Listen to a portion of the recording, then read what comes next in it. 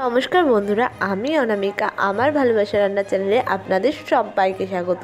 আজকে আমি যে রেসিপিটা বানাচ্ছি সেটা হলো একটি হেলদি এবং টেস্টি ব্রেকফাস্ট রেসিপি। আমি এই ডিশটার মধ্যে নিয়ে নিলাম হাফ কাপ মতো আটা জায়গায় আপনি ময়দাও ব্যবহার করতে পারেন। যেহেতু আমি এটা হেলদি উপায়ে বানাচ্ছি তাই এখানে আটার ব্যবহার করেছি। তো এবার এই হাফ কাপ আটার মধ্যে দিয়ে দিলাম পরিমাণ মতো নুন। এটা কিন্তু আপনি আপনার আন্দাজ ও পরিমাণ অনুযায়ী দিয়ে নেবেন। আটার মধ্যে দিয়ে দিচ্ছি একটু পরিমাণে গোলমরিচের গুঁড়ো। এতে কি হবে, টেস্টটা আর একটু বেশি এনহ্যান্স হবে। এই জায়গায় আপনি লঙ্কার গুঁড়োও দিতে পারেন। যেহেতু আমি এটা হেলদিভাবে বানাচ্ছি তাই এখানে গোলমরিচের গুঁড়ো ব্যবহার করেছি। তার মধ্যে সমস্ত ড্রাই স্পাইসেসগুলো ভালো করে মিশিয়ে নিচ্ছি যাতে আটার মধ্যে এই ফ্লেভারগুলো ভালোভাবে ঢুকে যায় এবং এটা খেতে আরও বেশি সুস্বাদু হয়। আমি আটার মধ্যে সমস্ত ড্রাই স্পাইসেসগুলো মিশিয়ে নিয়ে একটা কাঁচা ডিম এর মধ্যে দিয়ে দিচ্ছি।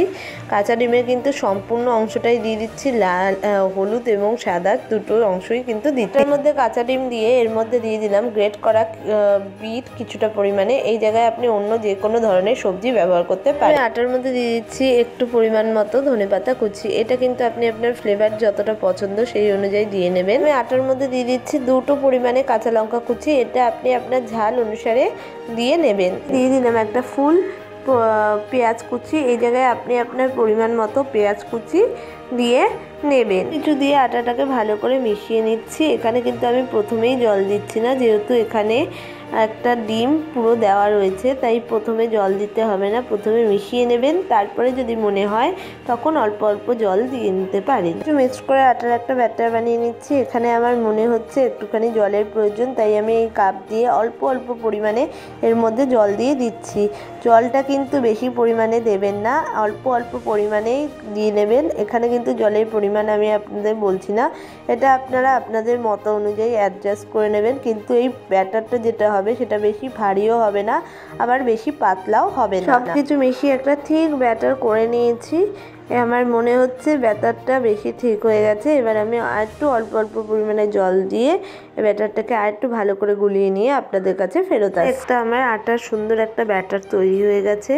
এটা বিটের জন্য একটা পিঙ্কিশ কালার এসছে। এটা কিন্তু বেশি ঠিকও হয়নি, আবার বেশি পাতলাও হয়নি। একটা ফ্রাইং প্যান নিয়ে তাতে নিয়ে নিলাম হাফ চামচেরও কম পরিমাণে একটু সর্ষের তেল। সর্ষের তেল দিয়ে একটা ব্রাশের সাহায্যে এইভাবে করে ফ্রাইং প্যানের চারিদিকে ছড়িয়ে দিচ্ছি।